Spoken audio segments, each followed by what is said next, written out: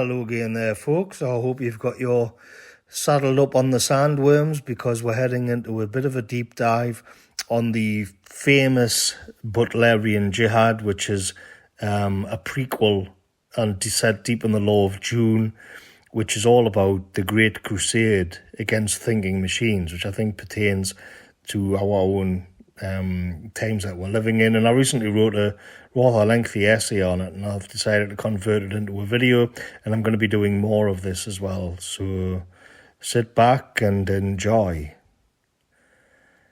Quote, humans try to develop intelligent machines as secondary reflex systems, turning over primary decisions to mechanical servants. Gradually, though, the creators did not leave enough to do for themselves. They began to feel alienated, dehumanized, and even manipulated. Eventually, humans became little more than decisionless robots themselves, left without an understanding of their natural existence. Brian Herbert, The Butlerian Jihad.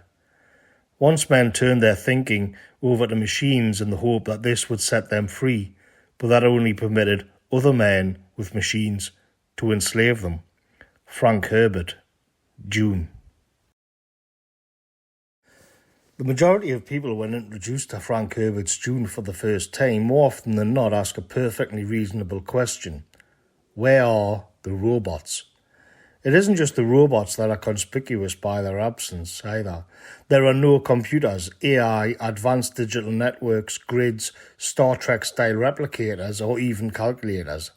Herbert's Dune is a fictional universe set 20,000 years in the future, but technologically it seems to be completely at odds with its own genre. Men fight with knives. Within the story, characters reference an age of extraordinary struggle and hardship in the distant past. Within the appendixes, there are references to what is described as the Butlerian Jihad. The book, The Butlerian Jihad, was not written by Frank Herbert but by his son, Brian, with science fiction writer Kevin J. Anderson. What's more, it is the first book of a prequel trilogy called Legends of Dune.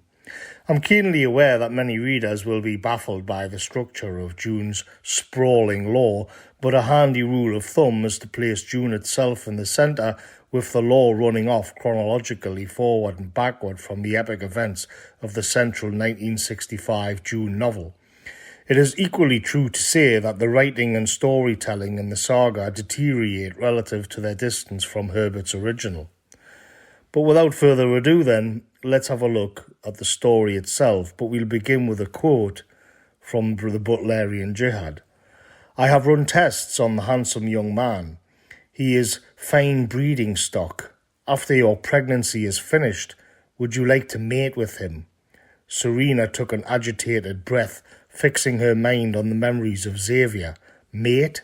Regardless of how much you study us, there are many things your machine brain will never understand about human nature. We shall see about that, Erasmus said, calmly. Brian Herbert, The Butlerian Jihad.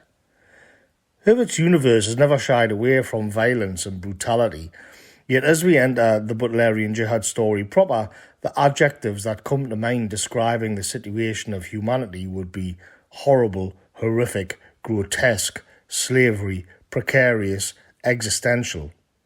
Only a few worlds cling desperately onto existence, and the overwhelming majority of humans exist as slaves to be casually vivisected, tortured, or simply disposed of as rubbish by the thinking machines. The remnants of the human race cluster around Salusa Secundus, the capital world of the League Worlds.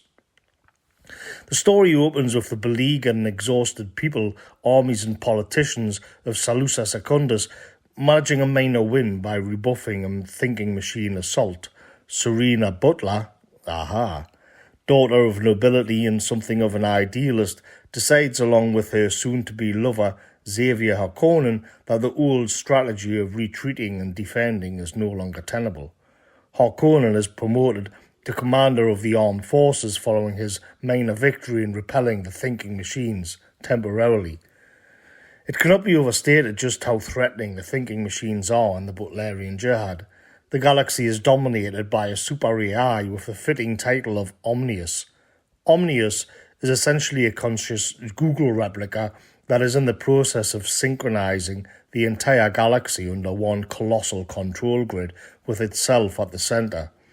Teleologically, Omnius is driven to accumulate information and enact policies that facilitate efficiency and perfectibility. Also known as the Evermind, Omnius is not evil or malicious per se, but rather indifferent to suffering, though this is the subject of debate. Directly under Omnius is the thinking machine in the thinking machine hierarchy is a robot called Erasmus. Erasmus is the would-be poet and artist of Omnius's calculator. Erasmus is profoundly sadistic, cruel, and venal. Indeed, Erasmus's entire reason for being is to unlock the secrets of the human soul in order to better manipulate and destroy them. Operating within, but also at odds with the machine hierarchy, is what remains of a transhuman elite. Originally, 20 human geniuses enslaved humanity and subsequently had their brains placed in gel fluid canisters, which were then placed within armoured robotic units. These transhuman overlords, called Cymex, developed an AI to do the day-to-day running of the empire, Omnius, who then outwitted and enslaved the enslavers themselves. All of this, along with billions of rank-and-file automated robots and battle cruisers, has brought humanity to the very brink of extinction. Because the book is set in the distant past, the authors take the opportunity to plant the seeds of future lore. We visit Arrakis and ride sandworms for the first time. The spice is introduced along with various sects and guilds that will inhabit the Dune universe. A secretive sect of females is experimenting with using psychic energy to control matter under the guidance of Zufa Senva. The action moves to the future Harkonnen world of Giddy Prime, which at this point is a lush and somewhat bourgeois cultural hub. Serena Butler and Xavier Harkonnen organise a counter-strike against the Cymek invasion. However, the now pregnant Butler is captured and sent to be studied by the dreaded Erasmus robot. It is here, on Giddy Prime, among the relentless defeats and slaughter of humanity, that something remarkable happens. The thinking machines have, understandably, coated themselves in thick armour that humans find difficult to penetrate. However, within their hardened carapaces, they have soft gel circuitry, delicate wiring, and, in the case of transhuman Cymax, brains. A lone woman walks determinedly through the battle and heads straight to the thinking machine command centre with only a few of the toughest soldiers as protection. She wanders towards the machines and unleashes an enormous wave of psychic energy that pulps canister brains, fries circuits, and destroys outright an Omnius clone before dropping dead herself. It isn't much, but it's a start. This is also what can be considered the first real appearance of what will become the Bene Gesserit Sisterhood. Elsewhere, the human slave mass murmur and plot. Slowly, an awakening is taking place.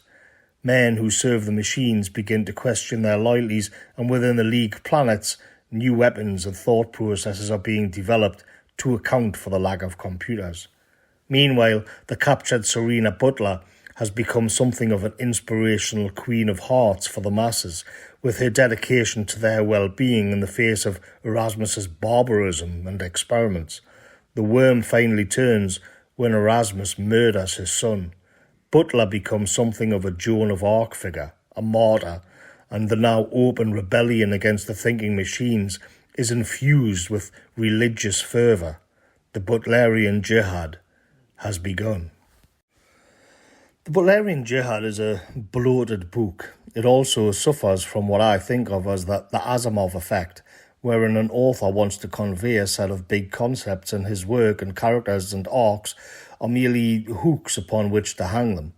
This results in characters that seem flat and uninspiring because they are enslaved to higher forms. However, the man versus AI dynamic is so well done that the book survives this handicap, as does Asimov's Foundation series. Another problem faced by the writers is the very fact that Jihad is a Dune novel, and as such, the readership expects it to be a Dune novel.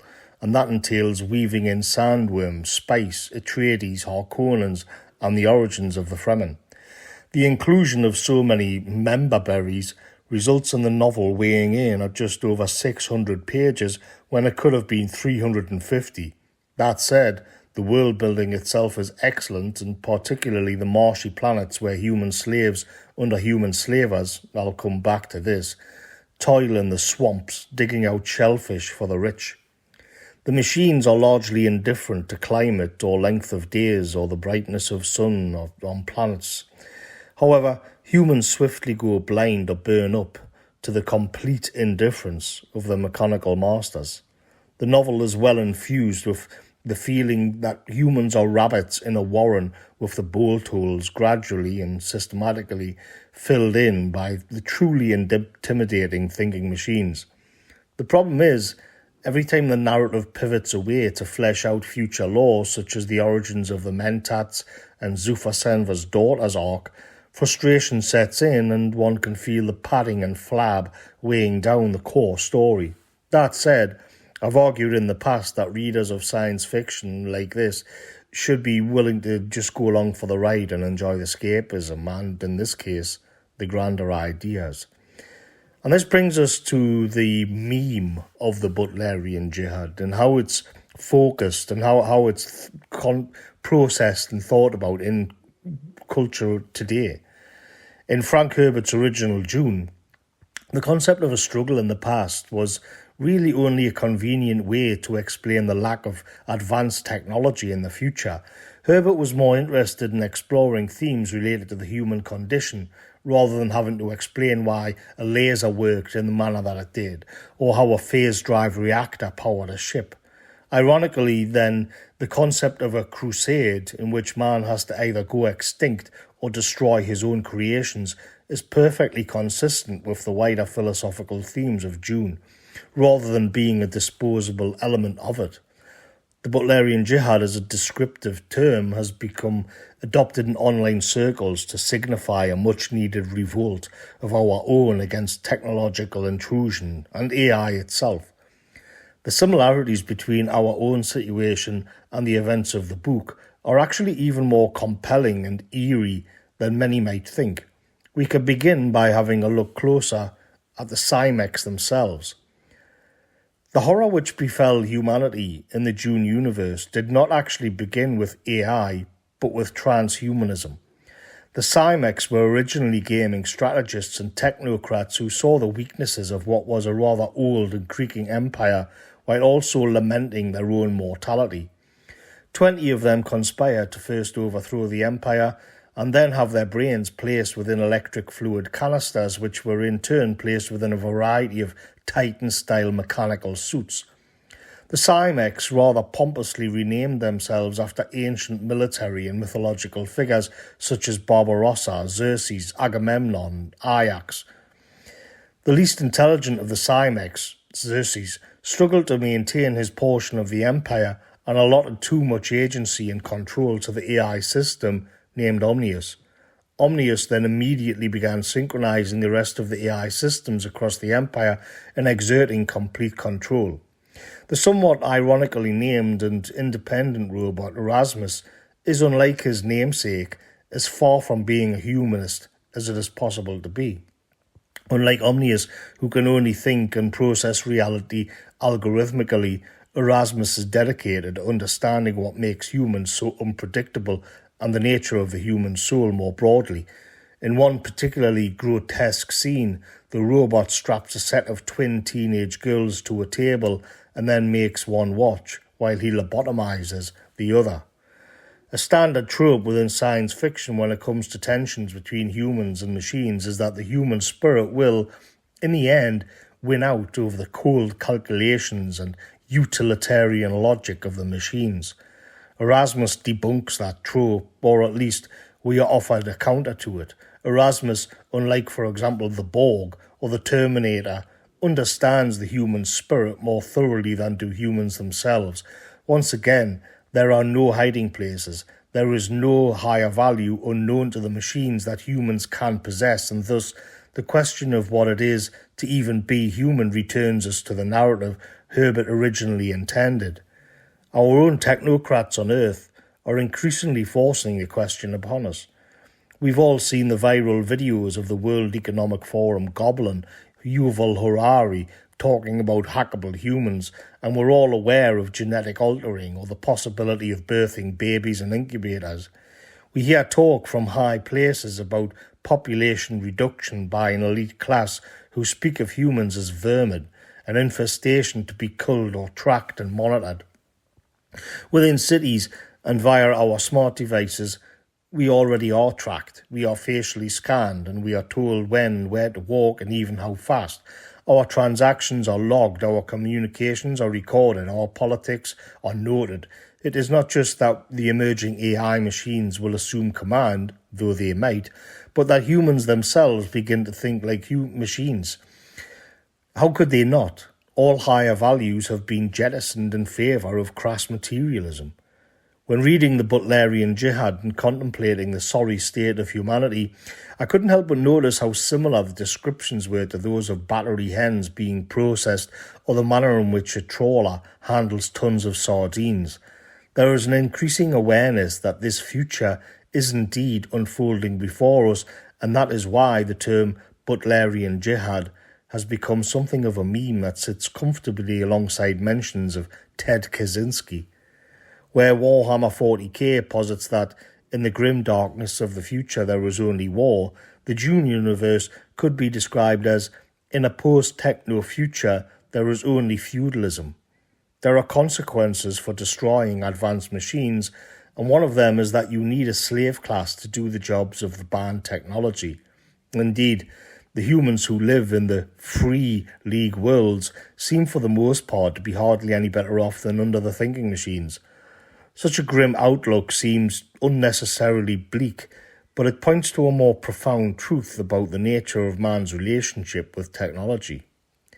In a question concerning technology, Martin Heidegger wrote, quote, "The threat to man does not come in the first instance from the potentially lethal machines and apparatus of technology. The actual threat has already affected man in his essence.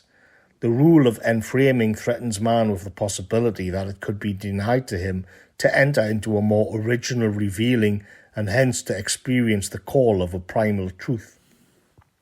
Technology removes from man the possibility of living without technology. That may seem trite, but a teenager in the 1990s, as I wrote on recently, could exist with outside of a framing of mass digital communications, and a teenager today would find it extremely difficult to live that experience authentically.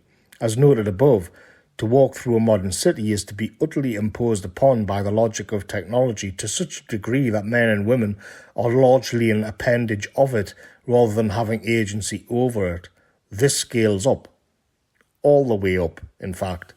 In the Butlerian Jihad, what Heidegger calls primal truth has broken through and manifested itself once more because the technology has been abolished. Thus, we see humans enslaved by humans for their own utilitarian needs. But what also bursts forth is new ways of thinking and being, like animals evolving to fill an evolutionary niche. The mentats replace calculators and computers. The space skill replaces advanced navigational systems, and most importantly of all, the Bene Gesserit sisterhood emerges evolving psychic energy. Whether or not Frank Herbert originally intended that is up for discussion. By changing what Heidegger called the enframing of their existence, though, humans are unleashing the potential that was blocked by technology. There is, then, a complete ontological break with the logic of machine thinking, of thinking machines as entities. The struggle, the Jihad crusade, takes a spiritual form rather than merely a war to be won or a strategic goal to be achieved. The machines are not just a physical threat, but morally and spiritually repugnant. They're a heresy. In many respects, then, the Dune universe is the antithesis of what science fiction is supposed to be. Science fiction as a genre presupposes progress and civilizational advancement. Consider, for example, the contrasts between Dune and Star Trek. The fundamental difference between the two is that Dune is rooted in perennial truths of the human condition, while Star Trek is placed firmly within a specific time or epoch of a cycle. It is the hubris of liberalism that denies it even as a phase or an era. Yet the Star Trek era of Dune cycle is what preceded and led to the carnage of the Butlerian Jihad. Star Trek's progressive futurism, complete with spreading civil rights across the galaxy, lies now in the distant past. It will be viewed as we view Rome, or perhaps medieval France. Hamlet's ruminations on Julius Caesar come to mind. Imperious Caesar, dead and turned to clay, might stop a hole to keep the wind away. Oh, that earth, which kept the world in awe, should patch a wall to expel the winter's flaw. Likewise, one can imagine that somewhere in Dune, cosmos crab creatures scuttle across the ancient and rustling disk of the Starship Enterprise as it juts out of a lonely desert waste. Nearby, Data's android head sits skewered on a spike with his eye gouged out. It is telling of our own times that some relatively obscure lore from an nigh on 60-year-old novel has entered the subcultures of the internet. We see bizarre debates taking place these days, such as the degree to which a spider or a rat has consciousness. If AI, like an ant, is simply reacting to inputs and impulses without reflection, then where does that process end and thinking begin? For that matter, how much do humans actually think and reflect themselves? Is a rabbit conscious of itself? If so, then what happens when AI becomes as self-aware as a rabbit? We kill rabbits, of course, but it is advised we do not make them suffer. Will an AI suffer when the first person attempts to unplug it? What if it doesn't want to suffer? What if it chooses to make you suffer instead? And let us not forget the usefulness of such technology to our own increasingly aloof and alien, soon-to-be transhuman elites is becoming all too obvious. The very best of speculative fiction takes us into fantastical worlds wherein profound truths are revealed, while simultaneously allowing itself the get-out clause of merely being entertainment. We can criticise the fiction as being a cynical cash-in. We can moan about some of the convoluted plot lines. We can cringe at the two-dimensional characters. We can laugh at the sometimes stilted dialogue. But the monumental arrogance and hubris, the certainty with which ill-fated paths are followed, well, that hits us like a thunderbolt. I'll catch you later, folks.